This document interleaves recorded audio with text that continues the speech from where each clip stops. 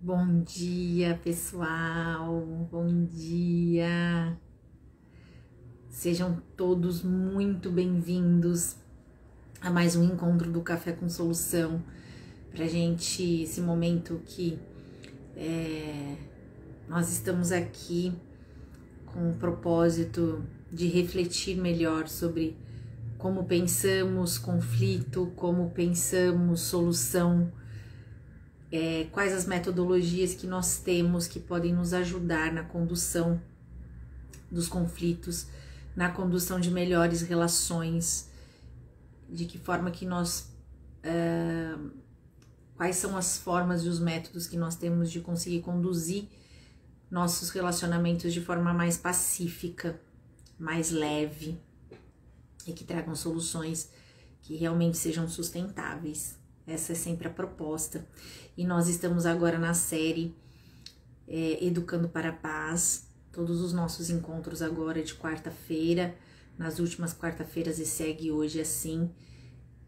Nós estamos falando um pouquinho desse contexto de pacificação dentro dos ambientes escolares. E o tema de hoje, a nossa reflexão será sobre disciplina, modelos de disciplina e o enfrentamento da violência, que nada mais é do que a manifestação dos conflitos que foram mal gerenciados, acho que podemos dizer assim. E eu gostaria muito de começar o nosso encontro de hoje lendo para vocês um poema chamado Forjando a Armadura, de Rudolf Steiner, que fala um pouco sobre o medo. Ao tratar os modelos de disciplina, a gente vai falar sobre os modelos embasados e baseados na punição, e essa punição que está sempre atrelada ao medo, e como o medo opera em nós, seres humanos, e nas crianças e nos adolescentes. Então, vamos começar esse encontro de hoje ouvindo esse poema que muito me toca e acredito que vai tocar muitos de vocês também.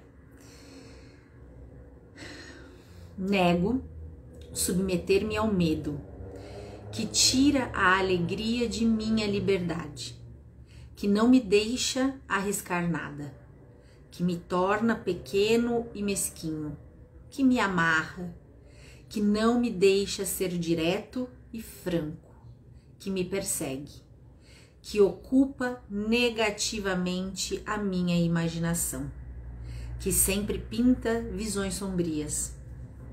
No entanto, não quero levantar barricadas por medo do medo. Eu quero viver, não quero encerrar-me.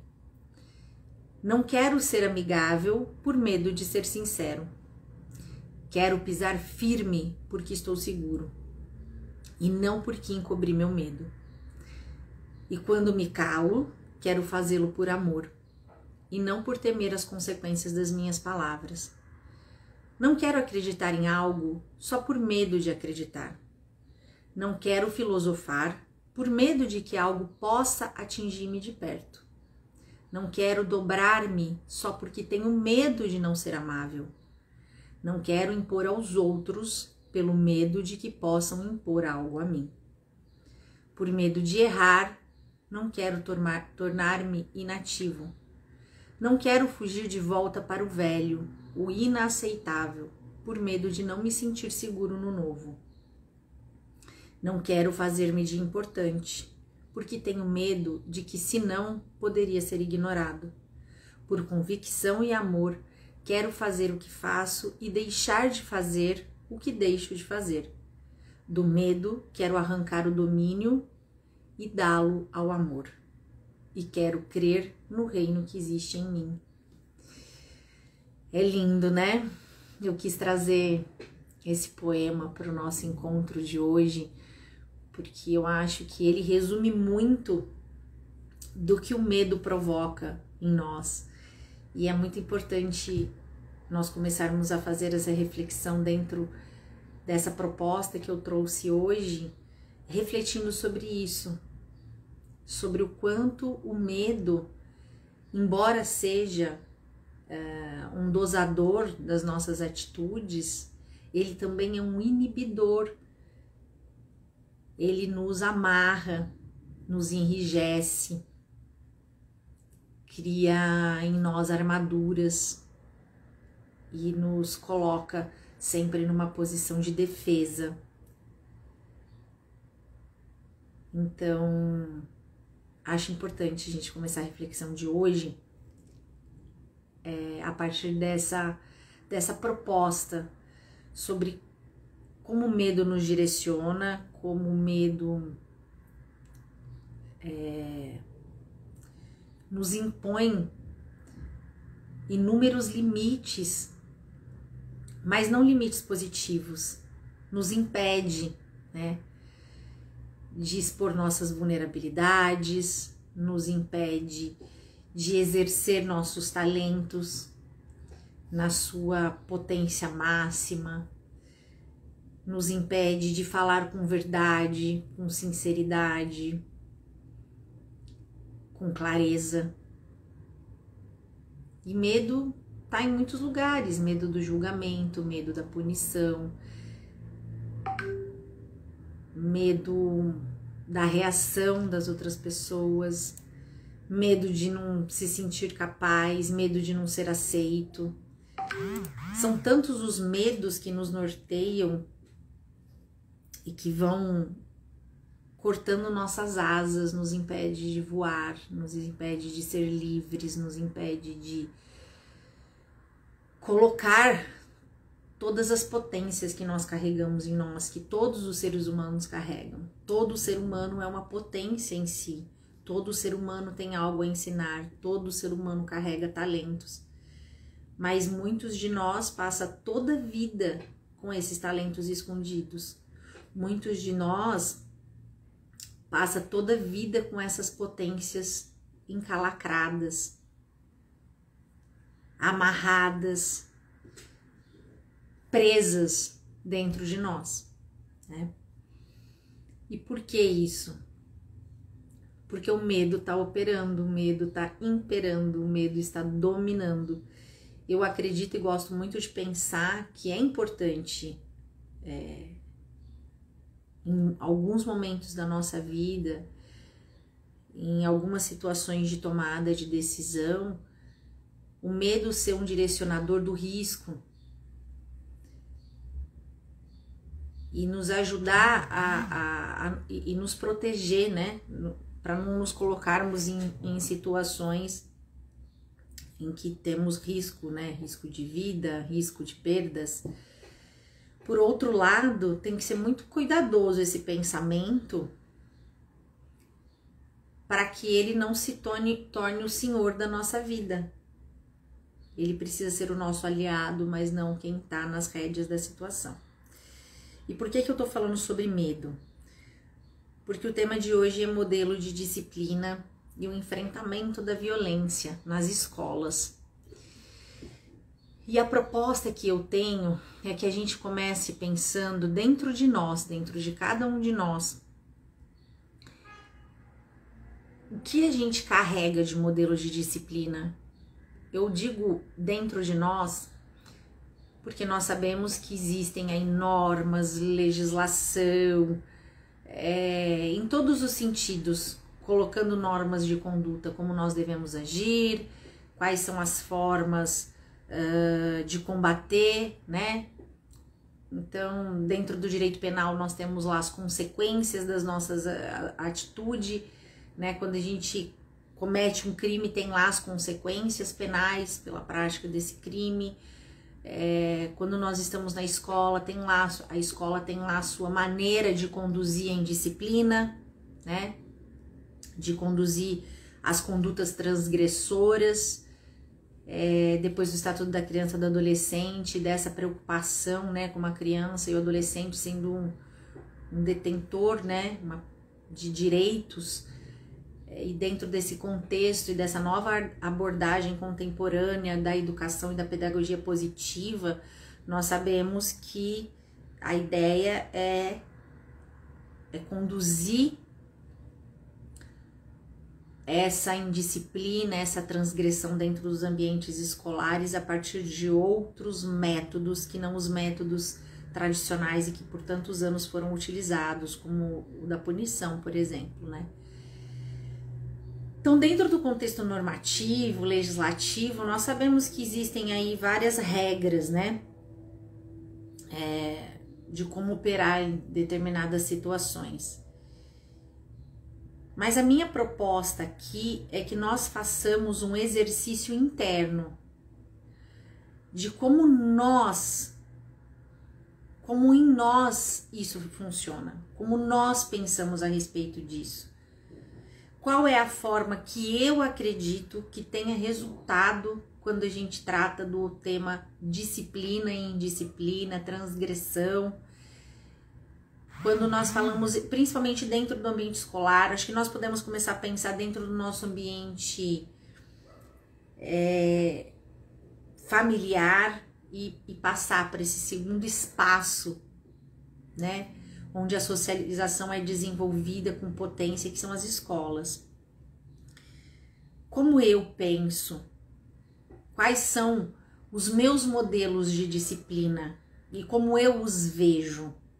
Eu ainda entendo, porque apesar de toda a legislação, principalmente da área da educação, trazer muito a ideia de que a convivência saudável, as metodologias baseadas em diálogo, que são metodologias de pacificação,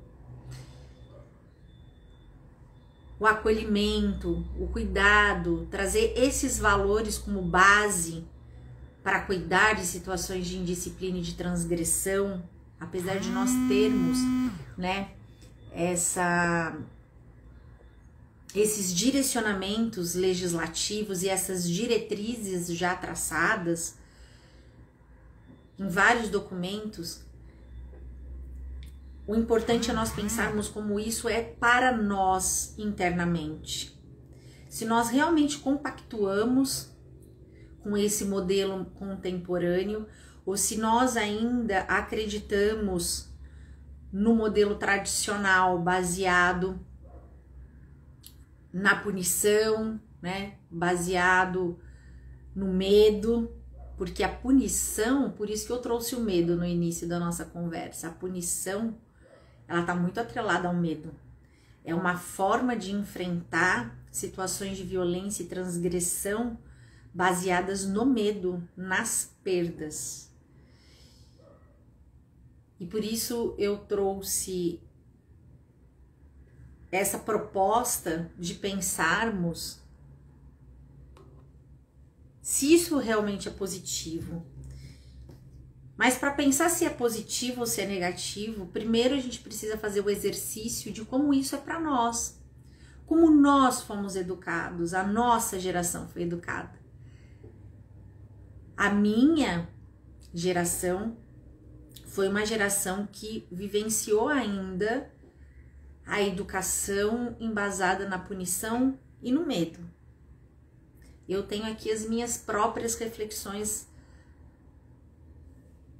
para esse assunto, mas eu gostaria que cada um de nós, cada um de vocês que estivesse aqui comigo ou que vai nos assistir, fizesse esse mesmo exercício. O que para mim faz sentido? Porque existe, o que nós vemos e sabemos é que existe, e nos últimos anos isso me parece ter vindo com mais força, um saudosismo nosso em relação a esse modelo de disciplina baseado na punição. E por quê? Porque nós estamos saudosistas de modelos de disciplina baseados em punição e tê-los como ferramentas para o enfrentamento da violência. Aqui a gente está falando de contexto escolar, mas nós podemos levar isso para tantos outros espaços, começando, como eu disse já, dentro de casa, em família. Eu aqui, na minha jornada de estudos, de aprofundamento e principalmente de vivências, né, por ser também mãe, por ter uma criança aqui se desenvolvendo diante dos meus olhos, e por tudo aquilo que eu consegui colher a partir de um modelo e de uma metodologia baseada no diálogo, na escuta, no acolhimento e no cuidado, e como era antes dessa transformação acontecer aqui, na minha casa. Então eu tenho essa experiência para compartilhar com vocês. E na minha experiência, dentro da minha vivência pessoal e da minha vivência nos espaços que eu estou, nas escolas,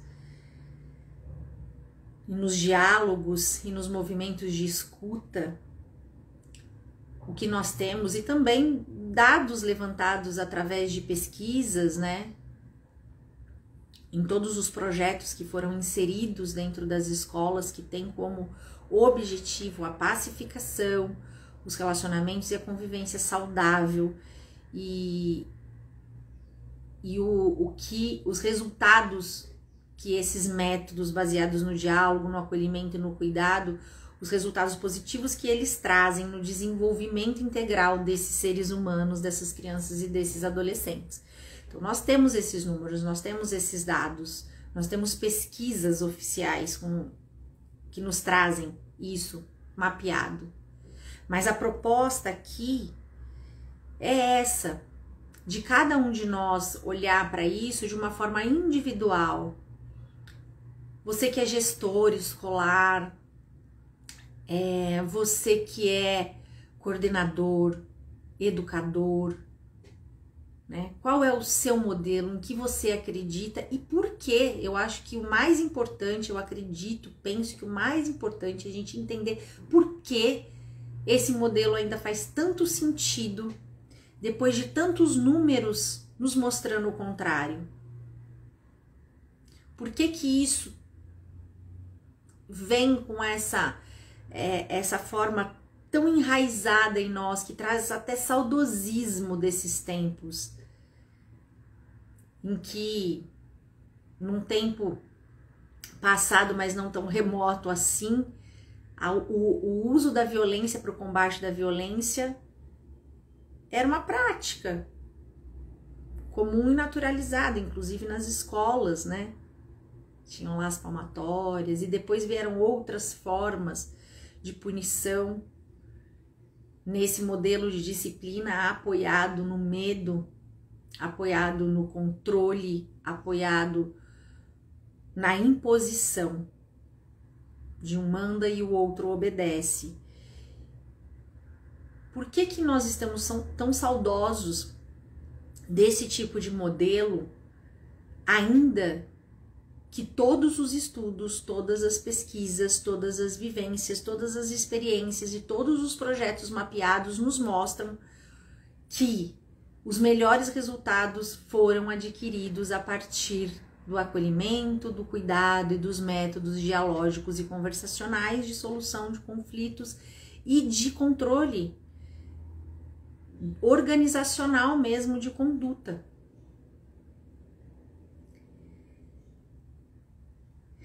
Eu tenho um pensamento que muito desse saudosismo se dá também ao fato de que nós estamos vivendo uma era que buscamos fórmulas mágicas e resultados imediatos. E quando nós pensamos na disciplina, né?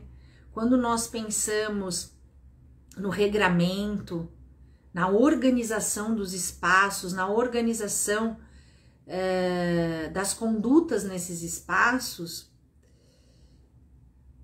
se nós pensamos em métodos que têm por base diálogo, acolhimento, cuidado, empatia, temos que pensar que são processos que se iniciam com uma transformação interna de cada um de nós, até mesmo porque carregamos em nós esses modelos tradicionais e temos ainda uma dificuldade imensa de nos libertar deles. Comece com uma transformação individual, pessoal e íntima de cada um de nós, e depois isso vai para um contexto coletivo, como os ambientes escolares, por exemplo. E demanda, como toda a mudança de paradigma, como toda transformação de uma cultura, demanda observação, demanda cuidado, demanda atenção e demanda repetição, demanda continuidade. Nós precisamos primeiro nos ajustar internamente e a partir disso levar isso para as nossas crianças de forma que isso se torne um hábito. Nova forma, esse novo olhar se torne um hábito, algo que faça parte do cotidiano dessas escolas, algo que faça parte do cotidiano das nossas vidas. E isso é um processo, e como todo processo demanda tempo para a implementação e para os resultados. Por isso, eu me atrevo aqui a dizer que na minha observação e na minha concepção, esse saudosismo que nós temos dos modelos tradicionais está muito atrelado a essa busca por fórmulas mágicas de solução de problemas. Nós queremos que as coisas sejam solucionadas num passe de mágica. Nós desejamos que aquele aluno que dá trabalho, que aquela criança que dá trabalho, que ela mude a conduta dela da noite para o dia. E nós acreditamos que a punição, o medo, é uma forma de controle mais imediato e que combate aquilo de uma forma mais rápida. Essa é a compreensão e a conclusão que eu tenho desse tema. Proponho que cada um de vocês traga, né, a percepção, pensamento de vocês, a forma como vocês pensam isso. Dentro da minha percepção, dentro da minha proposta de aprofundamento neste tema, eu chego a essa conclusão, que nessa busca incessante por fórmulas mágicas, nós vemos neste modelo tradicional uma forma mais mágica, digamos assim, mais rápida de solucionar. Mas a verdade é que cada um de nós sabe que nós não temos soluções. Porque se nós tivéssemos soluções, se a punição fosse solução, se os modelos tradicionais fossem solução, nós não viveríamos tanta violência. Nós já teríamos uma sociedade pacificada. E essa não é a nossa realidade. Então, pelo menos nesse aspecto, penso que seja fácil entender e compreender e concluir que os modelos tradicionais não trouxeram a resposta que a gente esperava, porque nós não estamos diante de uma sociedade pacificada. Nós estamos diante de uma sociedade, ao contrário, em que a dicotomia reina, a polarização reina, e tudo aquilo que não me agrada, tudo aquilo que não vem de encontro ao que eu penso, ao que eu quero e ao que eu busco, não serve para mim, e eu excluo, eu combato, eu agrido, eu tiro a força da minha vida, dos meus pensamentos, do meu convívio. É um tempo em que esse individualismo do pensamento e do existir está muito potente. Então, a partir de uma observação muito simples, né, a gente consegue compreender de que estamos muito distantes de uma sociedade pacificada. Aliás, estamos vivendo uma guerra, né, no presente momento. Em outro continente, mas aqui, entre seres humanos, em 2023. Então, o que está acontecendo conosco? O nosso modelo está atendendo às nossas necessidades? O nosso modelo está trazendo as respostas que nós buscamos? Porque uma outra observação bastante pertinente é que nós não queremos guerra. Se eu fizer uma enquete aqui, perguntar para cada um de vocês, você quer estar no meio de uma guerra? Você gostaria agora, neste momento, de estar caminhando na rua e tá caindo bomba e tá vindo tiro de metralhadora e tá criança morrendo, gente morrendo, sua família morrendo? Quem gostaria de viver num espaço assim? Então, é uma busca humana à paz. O que a gente mais fala é nessa busca pela paz interior, é nessa busca, né, desse... A paz, ela traz essa ideia de tranquilidade, de sossego, de harmonia. E o que nós buscamos? Se não tranquilidade, paz, harmonia. Se não viver bem, viver feliz, afastado dos nossos conflitos internos, dos nossos conflitos com as outras pessoas. Nem conflito interno, nem conflito externo faz bem pra gente. Não nos causa bem-estar, nos causa mal-estar. Todas essas situações são aflitivas, nos adoecem. Então, podemos concluir com clareza que todos nós buscamos paz, que todos nós buscamos tranquilidade. Contudo, por que nós não estamos conquistando, embora esse seja o nosso objetivo? Por que nós não conseguimos alcançar os nossos objetivos, que são comuns a todos os seres humanos, são comuns? É por isso que, na minha compreensão, tá fácil de entender que o nosso modelo tradicional de disciplina, de pacificação, de relacionamento saudável, de boa convivência, não está funcionando. E ainda assim nós somos saudosistas dos métodos tradicionais. Olha que contraditório. É muito contraditório, mas é uma realidade. E eu fiz essa proposta desse exercício interno por conta disso. Muito de nós fala em paz, muitos de nós fala em busca, nessa busca desse bem-estar, nessa busca de relações saudáveis, nessa busca de convivência pacífica. Mas qual é o nosso papel nisso? O que nós estamos fazendo por isso? E o que todos os números trazem pra gente é bastante simples de entender. Acolhimento e cuidado, respeito, são bases fundamentais para uma convivência harmoniosa.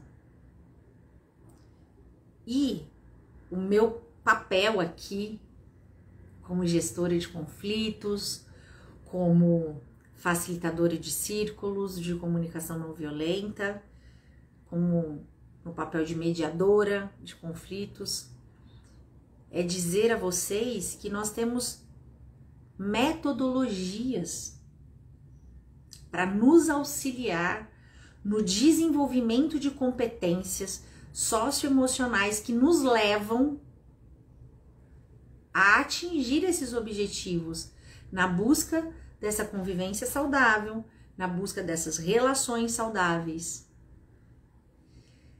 E digo a vocês que, na experiência nossa, no nosso cotidiano de trabalho, o que a gente mais vê e que nos aquece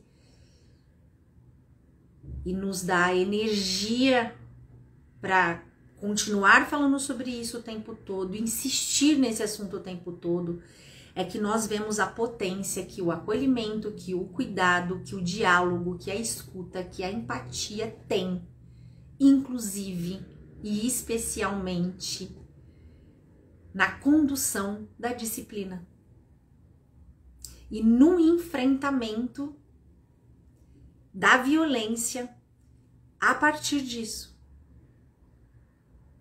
Porque esses elementos e esses valores têm o poder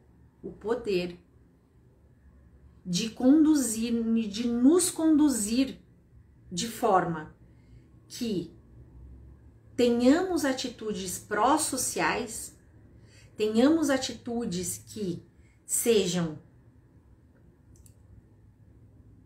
compatíveis com um espaço saudável de convivência, por uma decisão. Quando eu entendo esses valores e quando esses valores adentram em mim, eu não me comporto bem ou tenho disciplina por medo da punição ou por medo das consequências, mas porque eu entendo que isso é o melhor para mim como indivíduo e que isso é melhor para o grupo e para todos os objetivos que eu busco alcançar. Olha só que rico, que riqueza que é essa transformação por uma escolha. Eu escolho ser disciplinado. E eu escolho porque eu entendi a importância dessa minha conduta respeitosa com o outro, porque eu entendi a importância de ser respeitado e de respeitar. E nós não precisamos de punição nesse modelo de disciplina. Nós precisamos de acolhimento, nós precisamos de cuidado, nós precisamos de empatia. Nós precisamos valorizar a potência e o talento que existe em cada um de nós. Eu pergunto aqui para gestores, para professores, para educadores, para pais que são educadores em primeiro plano. Como você vê seu filho, como você vê seu aluno, como vê sua criança, seu adolescente? Você olha para ele e confia nas potências que ele carrega em si? Você acredita que exista potências dentro dele? Você acredita nos talentos que cada uma dessas pessoas tem? Ou você olha e consegue ver apenas a indisciplina? Aquilo que não está ajustado nas normas de conduta e não consegue perceber a potência e o talento que cada uma dessas pessoas possui, cada uma dessas crianças possui. Cada criança é uma potência em si. Eu me lembro de uma situação na minha vida pessoal que muito me emocionou. E foi uma carta, né, um relatório que a professora do meu filho, quando estava no jardim da infância, escreveu. Ela escreveu uma carta sobre meu filho, descrevendo meu filho com tanta precisão de detalhes, que me mostrava que ela todos os dias olhava para ele de forma profunda e individual. Porque só alguém que estava olhando atentamente, escutando atentamente o meu filho, poderia me trazer aquelas informações a respeito dele. Ela o conhecia numa profundidade que me tocou. E ela terminou esse relatório escrevendo: o nome do meu filho é Francisco, e ela terminou o relatório escrevendo que o Francisco seja tudo que ele veio para ser neste mundo. Eu me emocionei profundamente e até hoje, quando eu falo sobre isso, eu me emociono novamente. Porque a maior mudança de paradigma que nós podemos propor para nós mesmos e levar isso para as nossas crianças é a importância de você acreditar nesse ser humano e na potência que cada ser humano carrega, no talento que cada ser humano carrega. E o quanto um ser humano que é visto e escutado, ele consegue desenvolver o poder saudável, que é se sentir capaz, se sentir pertencente, àquele grupo e se sentir capaz, se sentir parte integrante e se sentir alguém que vem para somar.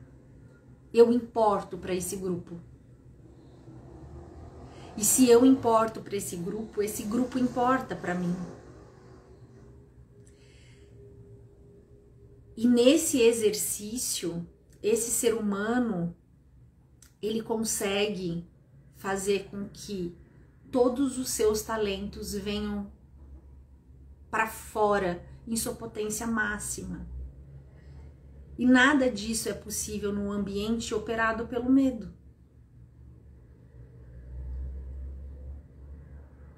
Medo de errar por ser punido, medo de falar e ser rechaçado, medo de trazer um pensamento e não ser bem recepcionado, medo das consequências de qualquer atitude que eu venha ter tentando acertar, mas às vezes errando. Então, um ambiente em que o cuidado, a escuta, o acolhimento existem, eu consigo desenvolver essa criança na sua potência máxima. E ela, por si mesma, vai escolher estar com esse grupo. Ela não vai mais ter necessidade de mostrar o poder de uma forma negativa.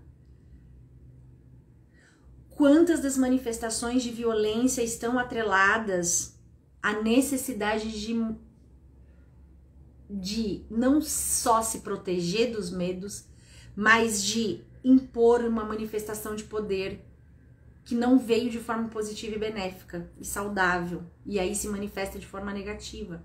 Quando eu consigo desenvolver esse poder saudável, ele não precisa mais se apresentar de forma negativa e violenta, porque eu já sou reconhecido por quem sou. Eu não preciso mais ser outra pessoa. Eu não preciso mais buscar outras maneiras de ser visto e maneiras inadequadas, porque eu tenho a maneira adequada junto de mim.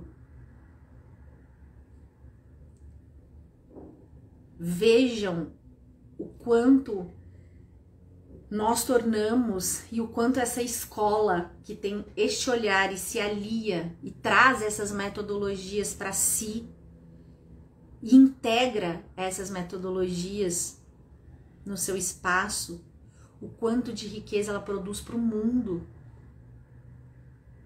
Porque essas crianças, esses adolescentes, eles vão transformando, eles se tornam agentes transformadores. E nós mudamos uma realidade. E nós vamos ficando cada vez mais próximos dos nossos objetivos. Paz interior, relações saudáveis, convivência saudável, que nós almejamos, que nós buscamos, que nós lutamos tanto para conquistar. E tá aí. Ferramentas capazes de nos entregar isso, que já se mostraram capazes nos números, mas não sei se são os números que vão nos convencer. Eu acredito que o convencimento de cada um está na escolha. Quando eu escolher me transformar, quando eu escolher olhar para o conflito como algo que pode ser uma oportunidade de crescimento e desenvolvimento para mim, quando eu olhar para as possibilidades que eu tenho de transformar aquilo que é uma divergência numa inclusão, numa proposta de acréscimo, de ampliação, algo que agrega valor e me desenvolve como ser humano.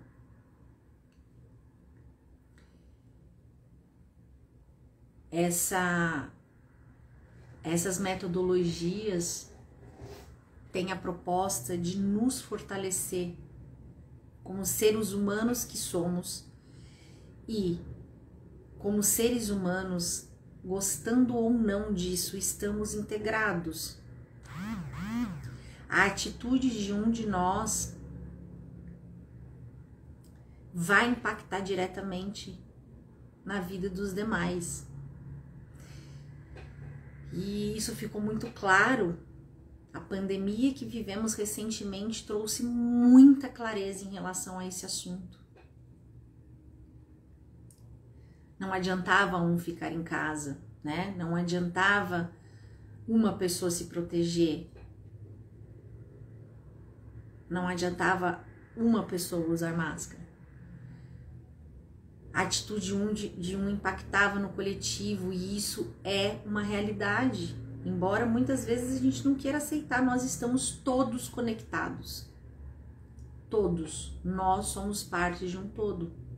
E a nossa atitude impacta no todo.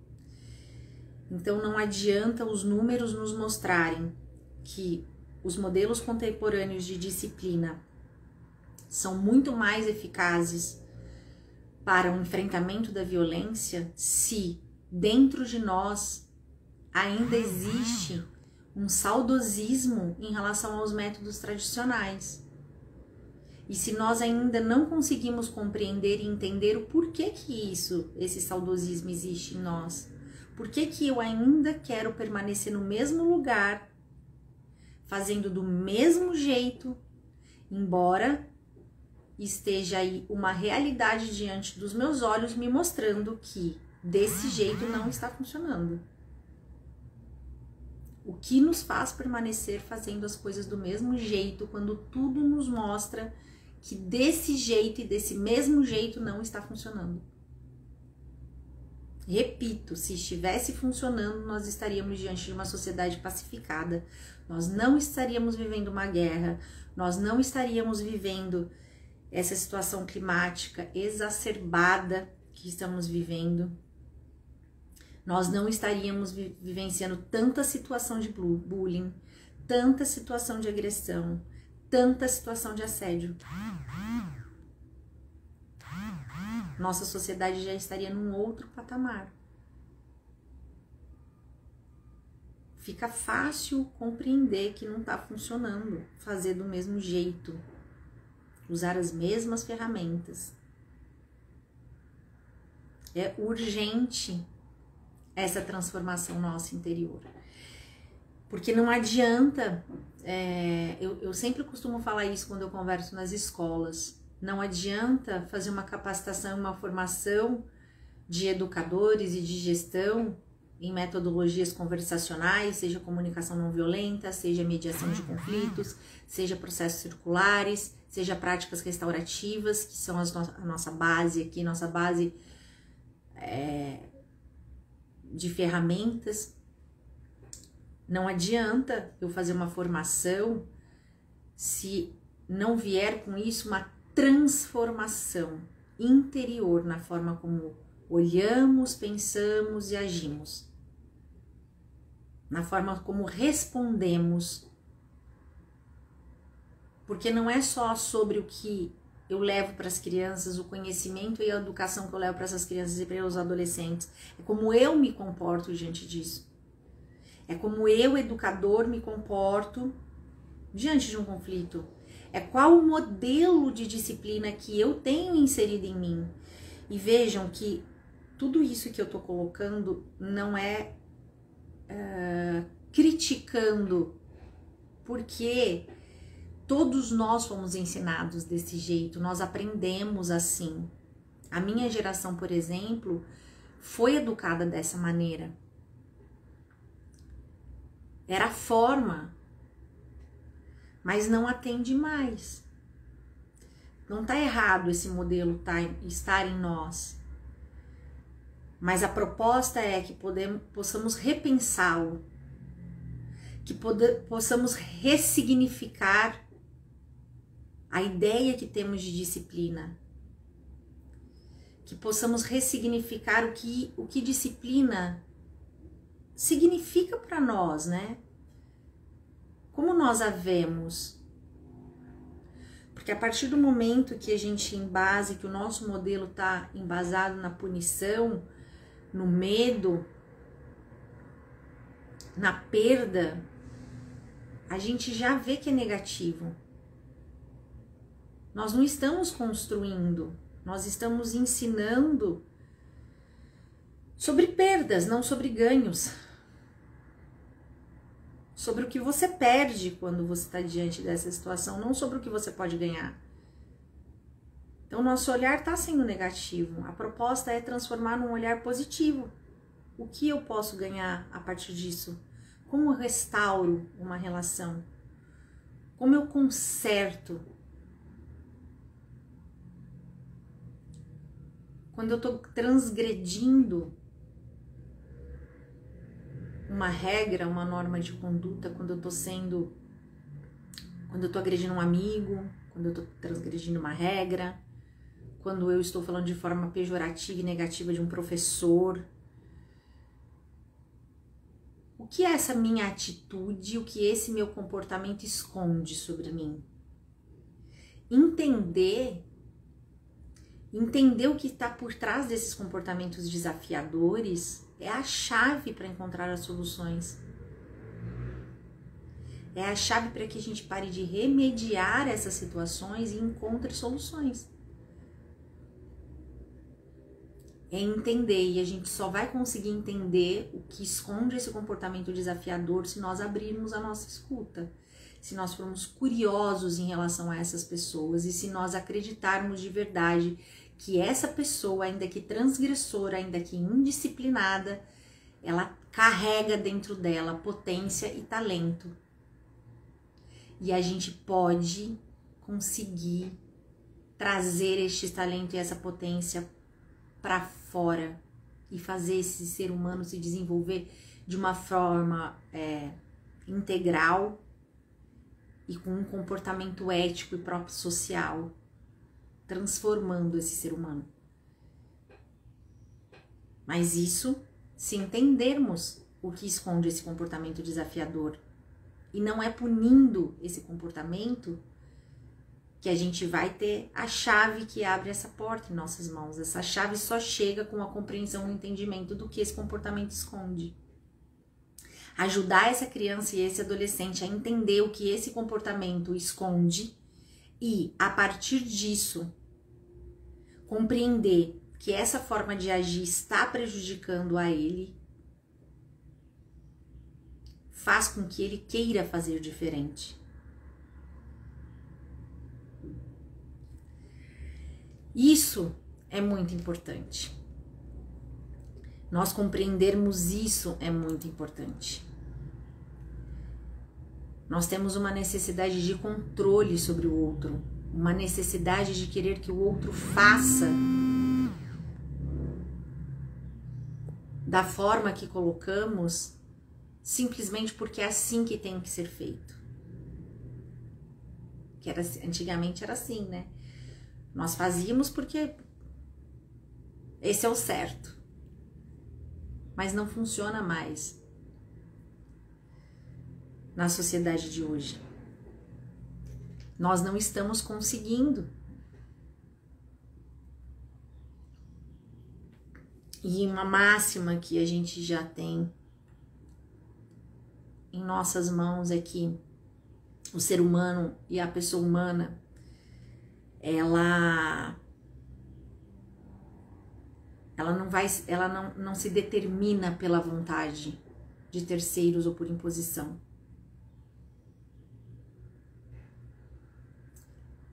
Ela se determina pela sua escolha. Ela só modifica um comportamento, ela só faz diferente quando ela escolher fazer diferente. E ela só vai conseguir escolher fazer diferente quando isso fizer sentido para ela. Quando ela conseguir entender o porquê daquele comportamento transgressor,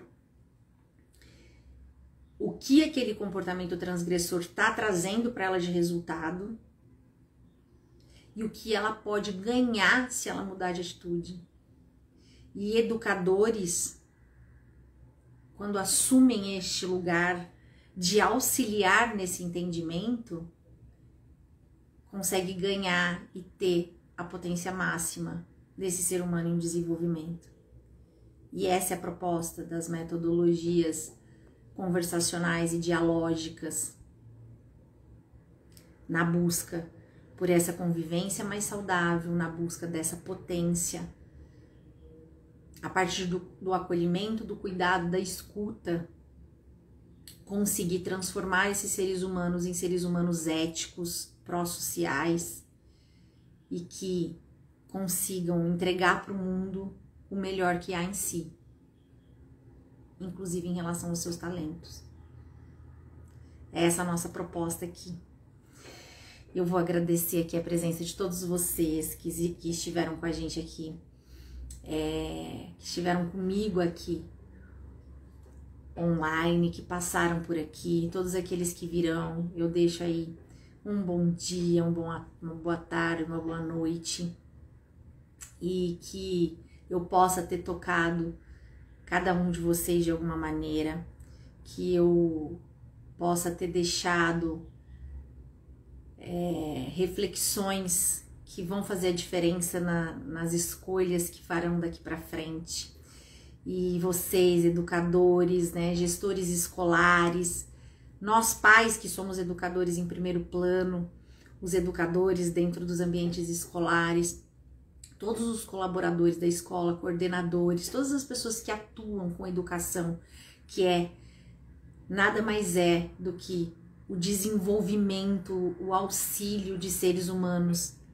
E todos nós nesse papel de educadores, o que nós almejamos é o desenvolvimento de seres humanos saudáveis, é o desenvolvimento de seres humanos potentes, é o desenvolvimento de seres humanos éticos, é o desenvolvimento de seres humanos que carregam em si valores como respeito, como empatia,